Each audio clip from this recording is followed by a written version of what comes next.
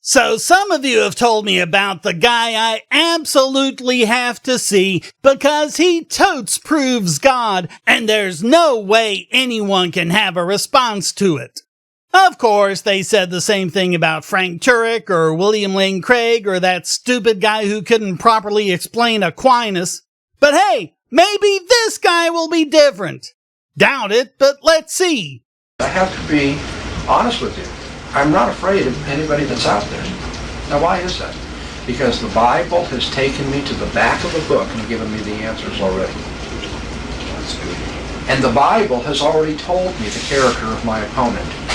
Now, my job is to unmask that or divulge that. Yes, he's admitting that the only way he can debate atheists is by making it a personal attack. The Bible has taught us that all unbelief is foolish. 1 Corinthians 1:20. So you win the debate by saying we're fools, and your evidence is the Bible says we're fools. Do people really wonder why no one finds this convincing? You will have heard this so many times by the end of our course that you will have to have memorized. It is something of the motto of the presuppositional approach to apologetics. The motto, the way it works, the whole principle behind it is insulting your opponent. 1 Corinthians 1:20. Where is the wise? Where is the scribe? Where is the debater of this age? Hasn't God made foolish the wisdom of this world? Which was a really dumb thing to say considering the advancements in science and mathematics that were happening all around them at the time. Just not in their civilization. That's a rhetorical question. Of course it is. If it weren't, you'd have to let someone give an answer. Who do I have to worry about, Paul says? Nobody. Because God has reduced to foolishness the thinking of unbelievers. So, my book is true. Prove it. My book says you're a fool, QED. Is this really supposed to be a good argument? The 10th Psalm at the 4th verse. The wicked in the pride of his countenance saith, he will not require it. All his thoughts are, there is no God. Here's the way the wicked thinks. It's interesting the way the psalmist puts it. All his thoughts boil down to this. There's no God. I will not be accountable. I will not be subject to anybody else's higher authority. I'm my own authority. I'm my own judge, therefore I'm my own standard. And all his thoughts are to that effect. I'm on my own. There is no God.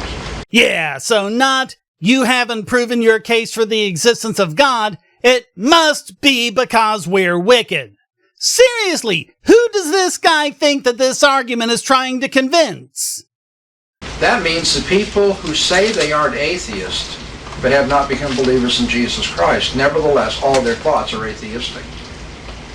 You know, there are people who say, oh, I believe in a God, but I don't think I have to follow Jesus, or I'm not convinced yet, or I believe in another God, or what have you. I just believe some kind of God, no one knows who he is. The psalmist says, all your thoughts are atheistic. In all of your thinking, you assume there is no God. So, even people of other religions, even theists, are wicked atheists. You hear that? Jews, Muslims, Hindus, and so on? You might believe in God, but you don't believe in his God, therefore you're an atheist. Or, in the case of Jews and Muslims, they do believe in his God, the God of Abraham, but they don't believe in Jesus, so they're wicked atheists. Now, is that right? Is that fair? Is that overstating the case? Dr. Van Til says that when the unbeliever asks whether there is a God, he has already denied the living and true God. Yep! Merely asking the question makes you a wicked atheist. Autonomous men don't appreciate that. They find that abhorrent that they can't even ask the question. But you see, in order to ask the question, you've already assumed what God says about himself and the world and ourselves, and then you turn around and try to defy what God has said. No, you haven't proven that God says these things. You've just got a book written by Bronze Age goat herders. By even entertaining the possibility that there is no God, you are asserting your own authority is higher than God. How is it logically possible for us to assert an authority over something we don't believe exists? You are the one making assertions. You are claiming that God exists and is a higher authority and that we must believe in Jesus. All of this is just him worming his way around his own burden of proof. The wicked, all his thoughts are, there is no God. Even when he's trying to search, he thinks honestly for the evidence that there's a God. All of those thoughts are, there is no God. In this process of trying to prove on your own independent terms whether there's a God, you're suppressing the truth and unrighteousness. Psalm 14, verse 1. The fool hath said in his heart, there is no God. They are corrupt, they have done abominable works. There is none that doeth good. Serious question to the Christians watching this. How do you actually feel about this? How do you feel about a guy claiming to speak for you all that a lot of you pointed me to doing this kind of crap? Seriously, post a comment and let me know. The psalmist is not engaging in name-calling here. The psalmist is not saying, now all those who oppose my point of view, you're fools. He's not using the word fool here as just a term of derision. Mr. T used to do that. He said, you fool. But that isn't what the psalmist is doing. The psalmist is giving a description of a state of mind, which he evaluates to be what? Foolish, futile, vain.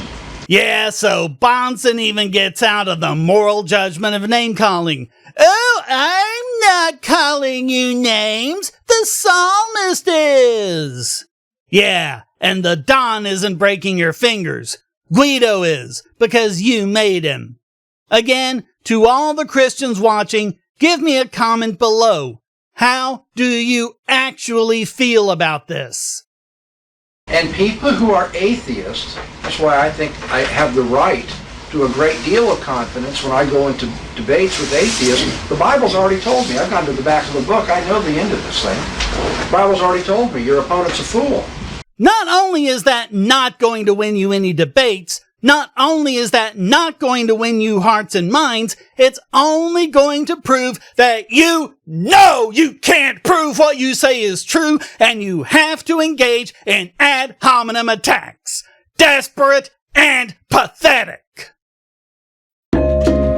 So thanks for watching. Please hit like and subscribe, leave a comment, and go to donate.bogosity.tv to keep me doing what I do. And check out all the great content here, like this video selected just for you.